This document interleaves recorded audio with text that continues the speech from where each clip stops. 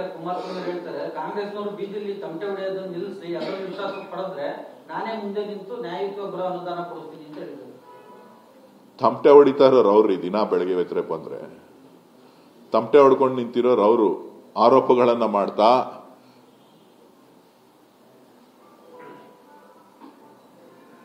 ಒತ್ತಡದಿಂದ ಪಾಪ ಆರೋಗ್ಯ ಸರಿಯಾಗಿ ನೋಡ್ಕೊಳ್ಳಿ. ಒತ್ತಡ ಜಾಸ್ತಿ ಇಟ್ಕೊಳ್ಳೋದು ಬೇಡ. ಒತ್ತಡ ಜಾಸ್ತಿ ಹಾಕೊಂಡು ಮಾಡುವಂತ ಅವಶ್ಯಕತೆ ಇಲ್ಲ. ಒತ್ತಡದ ಮಧ್ಯೆ ಅವ್ರ ಆರೋಗ್ಯ ಚೆನ್ನಾಗಿ ನೋಡ್ಕೊಳ್ಳಿ. ಅವ್ರ ಸೇವೆ ರಾಜ್ಯಕ್ಕೆ ದೇಶಕ್ಕೆ ಬೇಕಾಗಿದೆ.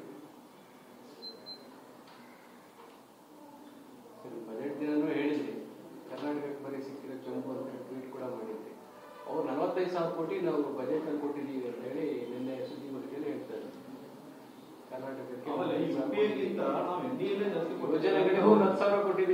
ಮಾಧ್ಯಮದ ಸ್ನೇಹಿತರು ಒಂದನ್ನ ಅರ್ಥ ಮಾಡ್ಕೋಬೇಕು.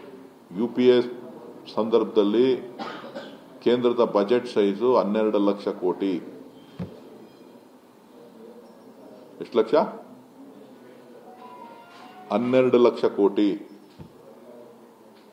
ನಮ್ಮ ರಾಜ್ಯದಿಂದ ಹೋಗ್ತಾ ಇದ್ದಂತ ತೆರಿಗೆ ಕೇವಲ 90,000 ಕೋಟಿ.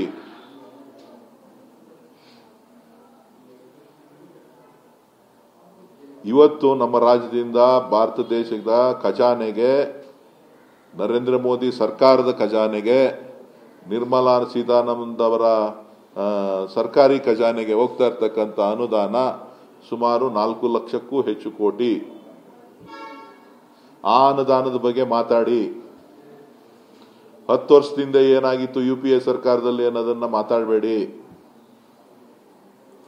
ಜನರನ್ನ ದಾರಿ ತಪ್ಪಿಸುವಂತ ಅವಶ್ಯಕತೆ ಇಲ್ಲ. ಕನ್ನಡಿಗರು ಬುದ್ಧಿವಂತಿದ್ದಾರೆ, ತಿಳುವಳಿಕಸ್ಥರಿದ್ದಾರೆ. ಕರ್ನಾಟಕಕ್ಕೆ ಆಗುವಂತ ಅನ್ಯಾಯವನ್ನ, ಕನ್ನಡಿಗರಿಗೆ ಆಗ್ತಾ ಇರ್ತಕ್ಕಂಥ ಅನ್ಯಾಯವನ್ನ ಸರಿಪಡಿಸುವಂತ ಜವಾಬ್ದಾರಿ ರಾಜ್ಯವನ್ನ ಪ್ರತಿನಿಧಿಸ್ತಾ ಇರ್ತಕ್ಕಂಥ ಎಲ್ಲ ಸಂಸತ್ ಸದಸ್ಯರುಗಳಿಗೆ, ಭಾರತೀಯ ಜನತಾ ಪಕ್ಷದ ನಾಯಕರುಗಳ ಮೇಲೆ ಇದೆ.